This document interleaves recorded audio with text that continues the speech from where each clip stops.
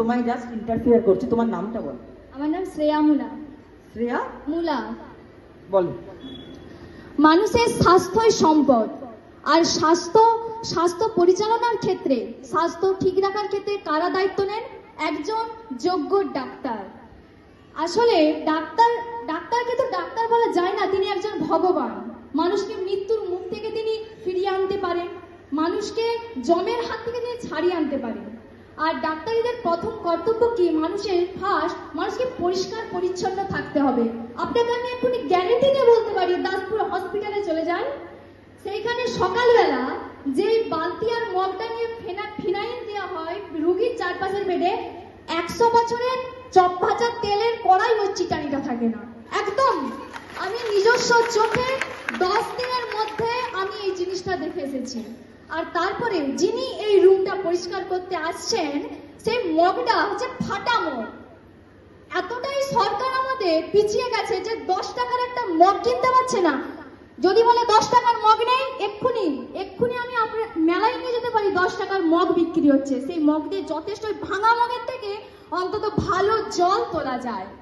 সেখানকার বাথরুমটা একটু দেখে আসতে যিনি, আচ্ছা আমি এই একটা কোশ্চেন রাখছি, যদি আমাদের এই এলাকার হসপিটাল, সরকারি হসপিটাল এতই ভালো হয়, তাহলে মাননীয়া কেন এই হসপিটালে চিকিৎসা করান না? তার জন্য কেন ভালো সুপার স্পেশালিটি হসপিটাল তৈরি হবে? তিনি একবারও পরিদর্শন করে গেছেন? এখানকার নার্স, এখানকার ডাক্তার, এখানকার পরিষেবা, একজন ডক্টর যিনি মহিলা নার্সিং, যিনি সবাইকে ড্রেসিং করানো যার কর্তব্য, তিনি একটা অ্যাপ্রন পরেছে 10 বছরের নোংরা, চিন্তালে নোংরা উঠবে, সে একটা অ্যাপ্রন পরে আছে, একজন রোগীর তিনি চিকিৎসা করছেন। তিনি রোগীকে কি শিক্ষা দেবেন? তিনি বলবেন তুমি আরো অপরিষ্কার থাকো, তাহলে তোমার রোগ জ্বরা সব ঘুরে চলে যাবে? একজন ডাক্তারের কর্তব্য কি? এখানে কি সমস্ত ডাক্তার তার কর্তব্য পালন করছে?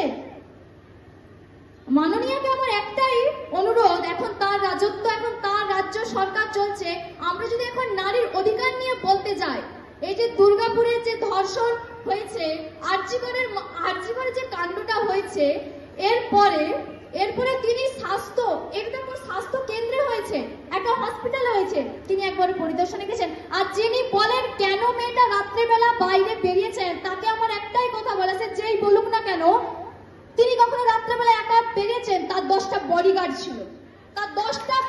ছিল, তিনি বেরিয়েছেন। আমাদের বডিগার্ড নেই বলে আমরা কি বেরোতে পারবো না? উনি কি এর মাধ্যমে উনি কি এটাই বলতে চাইছেন, যেই ছেলে মদ খেয়ে নারীর উপর নির্যাতন করে, আমরা সেই মদের বোতলের কাঁচা ওই ভাঙা কাঁচটা নিয়ে সেই ছেলেকে হত্যা করতে পারি? আর তাকে হত্যা করার পর তিনি আবার বলবেন যে ওই মেয়েটা ওকে হত্যা করে দিয়েছে। তিনি কিন্তু এই নির্যাতনের কেসটা ঘুরে দেখবেন না।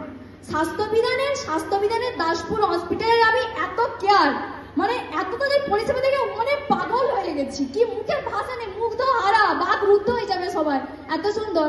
আর যে ফিনাইলটা দেওয়া হচ্ছে, এসলো কোনো দায়িত্ব নেই, এমনি তো মগটা ভাঙা, ঠিক আছে, তারপরে একদম ছড়িয়ে যে দিল, ওই ফিনাইলটা বেডের উপরে পড়ছে, ওই বেডটাই কি আমাদের শোয়া উচিত? রোগ জীবাণু কি দূরে চলে যাবে? রোগ জীবাণু কি আসলে দূরে যাবে? এইসবের কেন সংস্কার হবে না?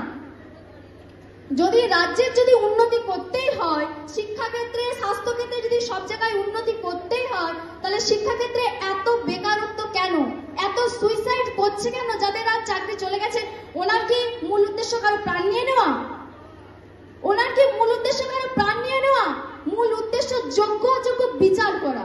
তিনি যোগ্য অযোগ্য বিচার করতে পরিবারের সাময়িক আয় ব্যয়, মানুষের সারা লাইফের একটা কর্তব্য থাকে। একজন ছেলে যখন তার চাকরি থেকে বিচ্যুত হয়ে যাচ্ছে, তার জীবনের ফার্স্ট টার্গেটে তিনি ইনকাম করবেন কিভাবে, তিনি সংসার চালাবেন। তিনি তো একা নন, মা বাবা বউ বাচ্চা সবাই আছে। তিনি তো এটা বুঝছেন না। যোগ্য অযোগ্য না বিচার করে পুরো প্যানেলটাকে তিনি বাদ করে দিলেন। যোগ্য অযোগ্য কেন তিনি বিচার করলেন না?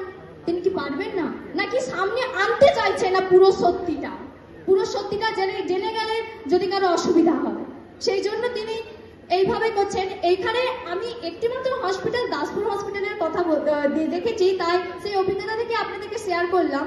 এইবারে মাননীয়ার কানে যদি কথাটা যায়, খুব ভালো হয় যে তিনি একটু পরিদর্শন করে দেখুক বাকি হসপিটাল, বাকি নার্সিং হোম এই অবস্থাগুলো কি অবস্থায় রয়েছে। একজন ডাক্তার একজন মানুষকে বাঁচায়, কিন্তু এখানে তো মানুষকে নোংরা জিনিস শেখানো হচ্ছে যে আরো তোমরা যত নোংরা জিনিস ব্যবহার করতে পারো তোমাদের শরীর তত ভালো হবে। তিনি এইটাই শেখাতে চাইছেন। আমি পুনরায় সবাইকে, আর আরেকটা কথা ম্যাডামরা বললেন